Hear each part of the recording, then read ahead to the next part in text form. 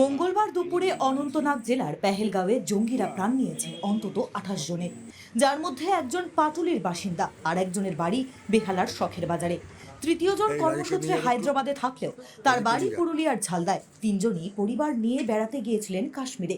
বেড়ানোর আনন্দ বদলে গেল কান্নায়। পেহেলগাঁওয়ে জঙ্গি হামলায় ঘটনায় প্রাণ হারালেন বাংলার 3 জন বাসিন্দা। বেহালার শখের বাজারের বাসিন্দা সমীর গুহ পরিবার নিয়ে কয়েকদিন আগে কাশ্মীরে বেড়াতে গিয়েছিলেন তিনি। বুধবারেই ফেরার কথা ছিল তাদের, কিন্তু তা আর হলো না। স্বামীকে ছাড়াই কলকাতায় ফিরতে হচ্ছে সমীরের স্ত্রী শবরীকে। শুধু সমীর নয়, একই পরিণতি হয় কলকাতা পুরুলিয়ার বাসিন্দা বিতান অধিকারী ও মনীষ রঞ্জন মিশ্র। মঙ্গলবার দুপুরে কলকাতার বাসিন্দা বিতান অধিকারী স্ত্রী সোহিনী এবং সন্তানকে নিয়ে জম্মু কাশ্মীরের পেহেলগাঁওয়ে হৈ হৈ করে ঘুরেছেন। বাড়িতে ফোন করে কথাও বলেছেন, কিন্তু ঘণ্টাখানেক পরেই পাল্টে যায় সবকিছু। চোখের সামনে দেখলেন কিভাবে জঙ্গিরা মেরে ফেললো তার স্বামীকে। বিতান কর্মসূত্রে থাকতেন ফ্লোরিডায়।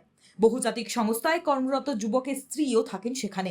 গত 8ই এপ্রিল তারা 3 বছরের পুত্র হৃদানকে নিয়ে কলকাতার বাড়িতে ফিরেছিলেন। গত 16ই এপ্রিল তিনজনে জম্মু কাশ্মীর বেড়াতে যান। কলকাতায় ফেরার কথা ছিল আগামী বৃহস্পতিবার, কিন্তু মঙ্গলবার বাড়িতে আসলো দুঃসংবাদ।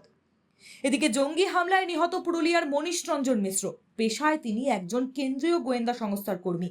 গত 15ই এপ্রিল হায়দ্রাবাদ থেকে পরিবার নিয়ে ঘুরতে বেরিয়েছিলেন মনীষ। প্রথমেই তাদের গন্তব্য ছিল অযোধ্যা, সেখান থেকে হরিদ্বার হয়ে কাশ্মীরে হয়ে পৌঁছান তিনি। পেহেলগাঁওয়ে সুন্দর প্রাকৃতিক পরিবেশের সময় কাটাচ্ছিলেন মনীষ। কথা ছিল সেখান থেকেই যাবেন বৈষ্ণোদেবীতে। সেখানে তাদের সঙ্গে যোগ দেওয়ার কথা ছিল মনীষের বাবা, মা এবং ভাইয়ের পরিবারের।